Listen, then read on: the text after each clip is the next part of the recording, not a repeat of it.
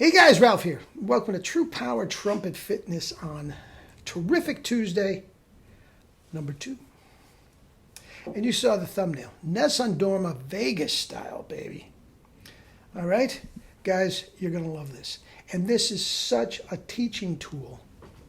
I had to do this. Now, I'm giving you a link down below, and I just got this morning. And this is a very crude recording of his sound check. Nothing is overdubbed, nothing is taped over, nothing is reverbed. This is just him in an empty auditorium.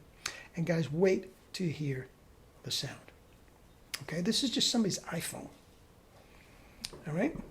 Now, first of all, Jerry told me years ago, and he always, your ears become accustomed to what's right and what's wrong, and you can hear it. You can hear it as plain as day. Faddis, you know it's right. James Morrison, you know it's right. Okay? And Perico, absolutely 1,000% correctly. Remember, he studied with Jerry. Jerry's the one that suggested I get in touch with him.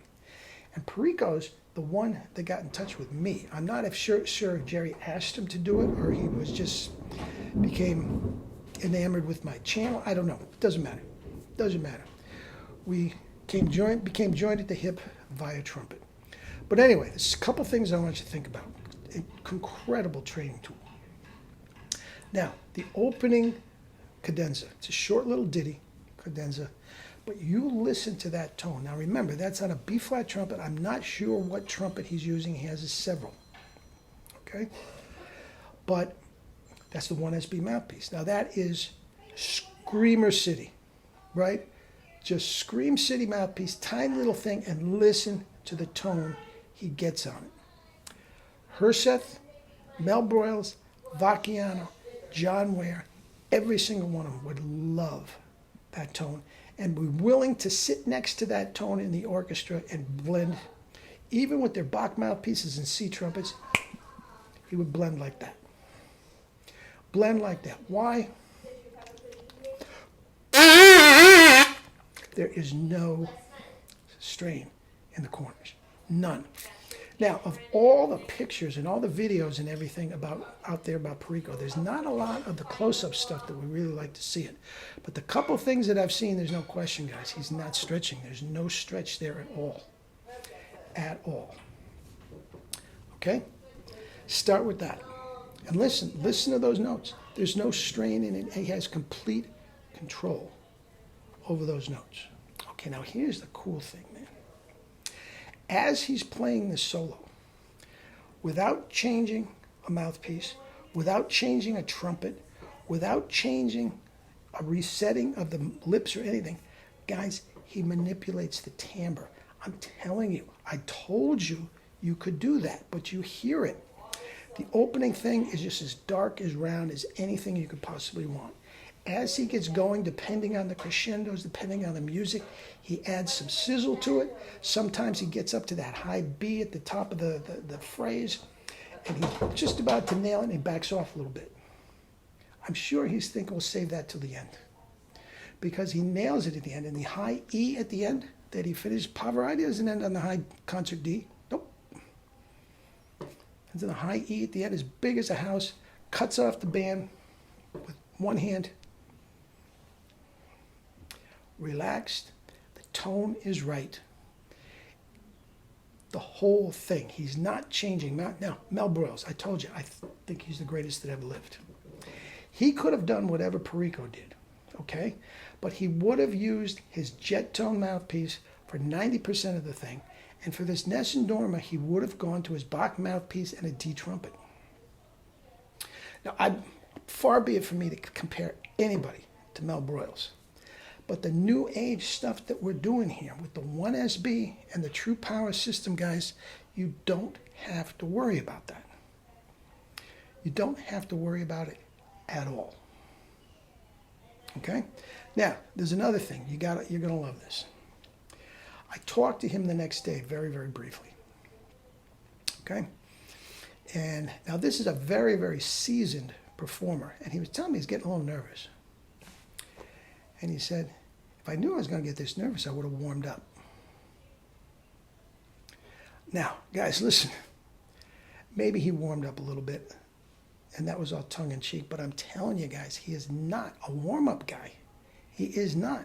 And guys, I'm here to tell you, this new way of playing, the warm-up is not imperative. The 1SB will give you all the full magnitude of low F sharp and below to high, double high C and above with a sizzling tone or a nice dark round tone without changing mouthpieces, without changing trumpets, without changing shanks, without, oh God. Guys, that is done. Every single conventional pile of crap that you heard your entire life, and I'm not, listen, I am not like slamming people that taught that way. I thought that way for years. We all did. Perico did. You don't have to anymore. It's gone. New age. This is what Jerry always wanted. He didn't have the luxury of social media before he passed. Guys, this is it. You don't have to worry about your chops going out to Las Vegas for 6 days and being thrown for a loop. 6 days laying out in the sun in 100-degree heat by the pool, burning your lips, getting so dehydrated, I told you, that your lips are chapped. Come back here and just, it's all a little rough. I already practiced some more. It's fine. If I had to do something tonight, I'd be fine. Absolutely fine. You don't have to worry about that. Now, Dave is not a big practicer, okay? But he plays a lot. Now, once again, if you're playing correctly, it's fine. It's fine. But the 1SB, man, is revolutionizing the way the trumpet is played. The true power system as it is pertains to the 1SB, guys, it's there for all of you.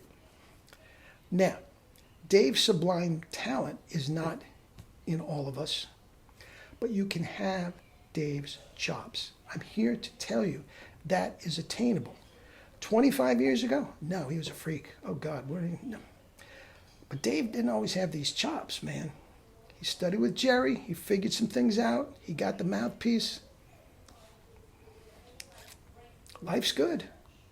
It's as simple as that. Now, check out down below how beautiful that is. How absolutely beautiful it is. Now, there's two things that were going through my mind. A lot of things was going through my mind while I'm listening to this concert. But this thing, now remember, beforehand, he is just nailing. He started off Pagliacci. From there until now, this Nessun Dorma, this solo was, I'm going to say, right at the end of the first half. Not the completely last, but towards the end of the first half. In between, high octane. G's and A's all over the place, as big as a house. Okay? And all of a sudden, it says from Turandot. I knew what he was going to do. And all I could think of, Mel. Ace, we get paid for loud and high. No way around it, that we just do. We get paid for loud and high. But sometimes you got to lay down your sword and dagger and caress the baby. I had this big smile on my face while I'm listening to this. It was beautiful. He was caressing the baby. Never met Mel Broyles, but trust me. Another thing, when Dave sent me this, now remember, this is a sound check. It was the day before or the morning of, I'm not even sure. It was before. If he was Mel's student and Mel was in there with him, Ace, you play like that tomorrow, they're going to kiss your ass. It was beautiful. All right, guys, enjoy the clip. Love you all.